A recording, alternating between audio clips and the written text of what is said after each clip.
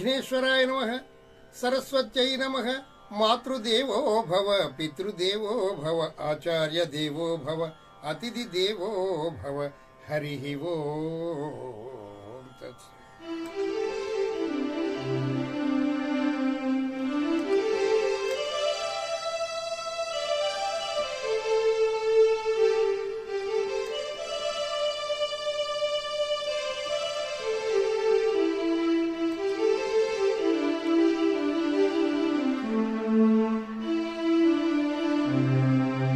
ఈ రాగాన్ని మోహన రాగం అంటారు. మోహనంగా ఉంటుంది, దాని పేరు తగ్గట్టుగా చాలా అందంగా ఉంటుంది.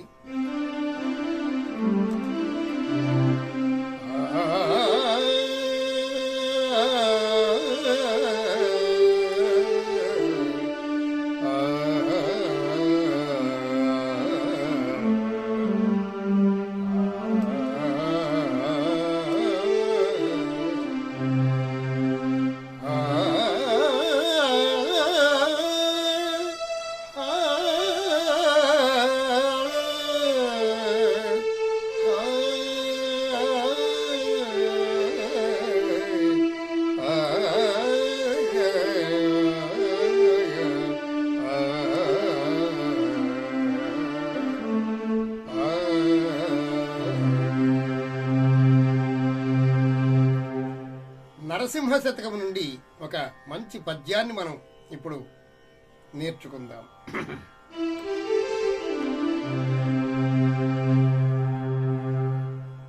నరసింహని దివ్య నామ మంత్రము చేత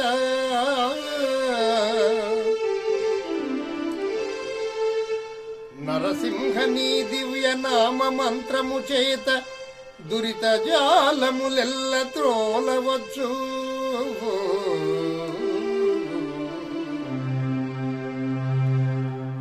శేషప్ప అనేటువంటి కవి 1000 సంవత్సరాల క్రితం రచించినటువంటి ఈ శతకంలోని పద్యం అద్భుతమైనటువంటి పద్యాలు ఈనాటికి మనకి ఎంతో ఉపయోగపడుతూ ఉన్నాయి.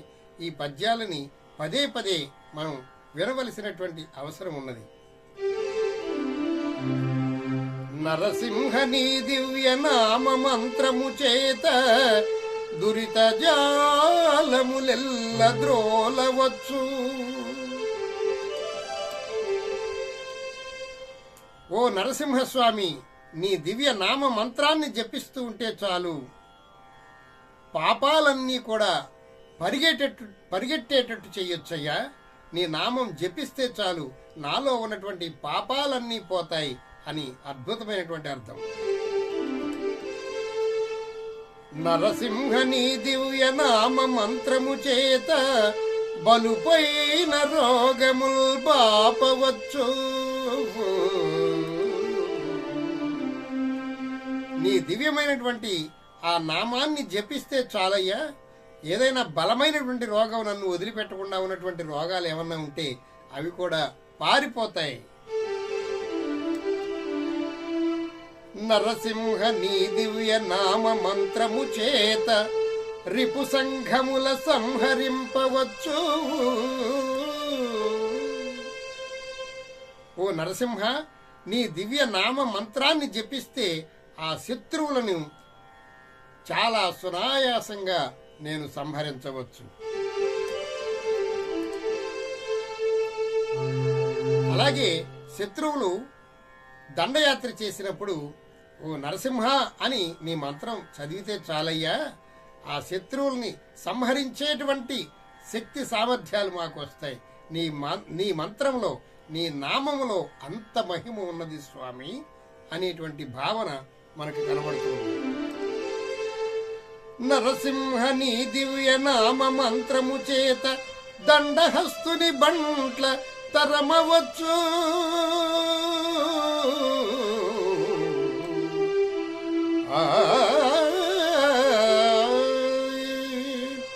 నరసింహ నీ దివ్య నామ మంత్రము చేత దండహస్తుని బంట్ల తరమవచ్చు.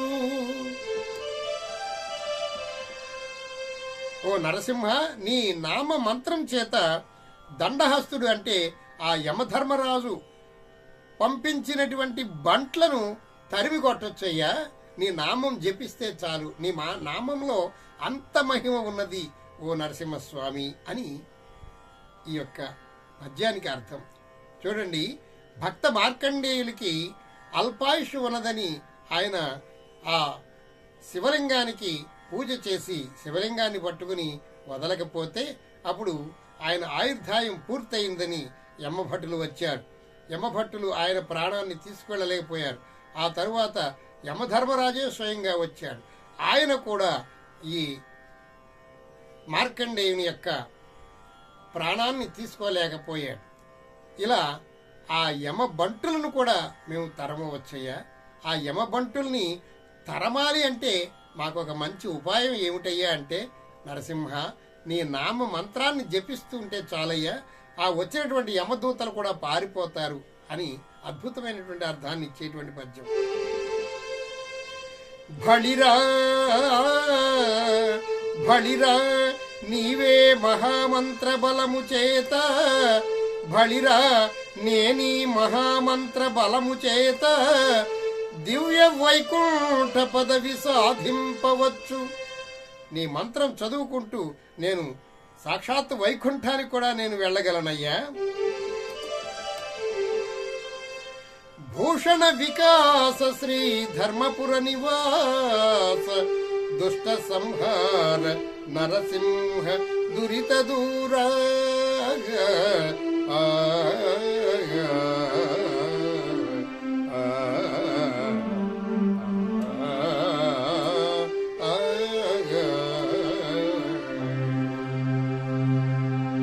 చాలా అద్భుతమైనటువంటి పద్యం కదా. నరసింహ నీ దివ్య నామ మంత్రము చేత దురిత జాలములెల్ల ద్రోలవచ్చు.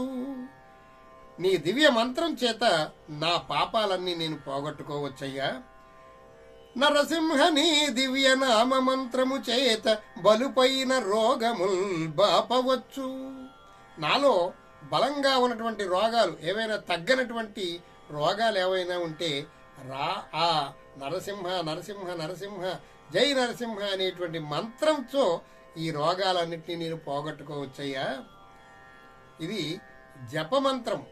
ధ్యానం చేస్తే ఎలాంటిదైనా కూడా సాధ్యమవుతుంది అని మన ఋషీశ్వరులు మనకి నిరూపించారు. నరసింహ నీ దివ్య నామ మంత్రము చేత రిపు సంఘముల సంహరింపవచ్చు. నాకెవరైనా శత్రువులుంటే వాళ్ళని కూడా నేను జయించవచ్చు. అంతేకాకుండా అంతర్శత్రువులైనటువంటి మనకి లోపల 6 శత్రువులున్నారు. కామ, క్రోధ, లోభ, మోహ, మద, మాత్సల్యాలు. ఈ కామ, క్రోధ, లోభ, మోహ, మద, మాత్సల్యాలు అనేటువంటి అంతర్గతంగా ఉన్నటువంటి శత్రువులను నేను సునాయాసంగా జయించవచ్చయ్యా. ఎంత మహిమ ఉన్నదయ్యా నీ నామములో.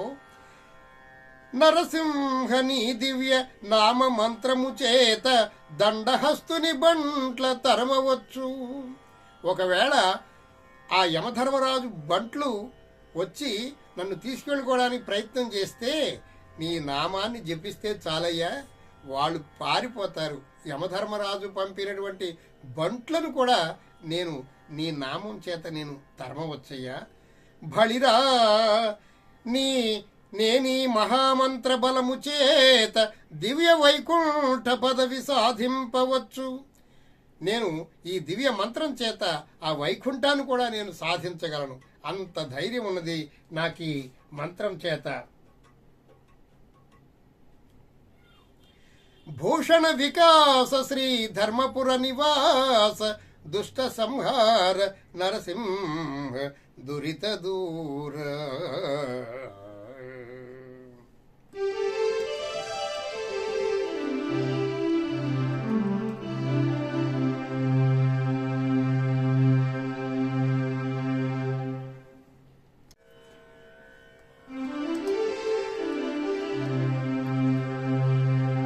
చూసారా మోహన రాగం ఎంత అద్భుతంగా ఉందో.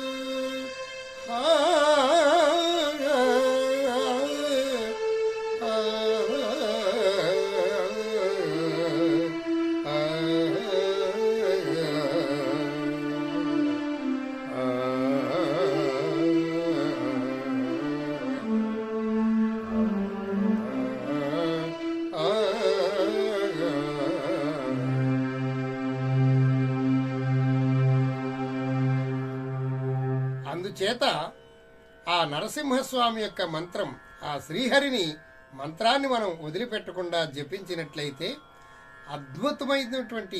అద్భుతమైనటువంటి ఫలితాలు మనం పొందవచ్చు అని ఆ శేషప్ప కవి మనకి చెప్తూ ఉన్నారు. అందుచేత ఈ పద్యాన్ని పదే పదే మనం వింటూ ఉంటే మనకు ఎక్కడ లేనటువంటి ధైర్యం మనకు వస్తుంది. అందుచేత ఈ పద్యాన్ని వినండి, మళ్ళీ వినండి, మళ్ళీ వినండి, మళ్ళీ పదే పదే వింటూ ఉండండి. మనకి ఆ ధైర్యం ఆ పరమాత్మ మనకి ఇస్తూ ఉంటాడు. ఈ వీడియో మీకు నచ్చినట్లయితే మా పురాణామృతం ఛానల్ని సబ్స్క్రైబ్ చేసుకోండి, లైక్ చేయండి, బెల్ ఐకాన్ నొక్కండి. ప్రతిరోజు ఉదయం 7 గంటలలోపు మీకు ఒక వీడియో వస్తుంది, చూచి ఆనందించండి. ఈ వీడియో బాగున్నదో లేదో మీ అభిప్రాయాన్ని కామెంట్ రూపంలో నాకు తెలియజేయండి. మీ బంధుమిత్రులకు షేర్ చేయండి. మరిన్ని మంచి వీడియోలు చేయడానికి నాకు అవకాశం కల్పించమని ప్రార్థిస్తూ, స్వస్తి ప్రజాభ్యః పరిపాలయంతాం న్యాయేన మార్గేణ మహీన్మహీష గోబ్రాహ్మణేభ్యం శుభమస్తు నిత్యం లోకా సమస్తా సుఖినో భవంతు. సర్వం ఈశ్వరార్పణమస్తు. హరి ఓం తత్సత్. జై శ్రీమన్నారాయణ, జై శ్రీమన్నారాయణ, జై శ్రీమన్నారాయణ.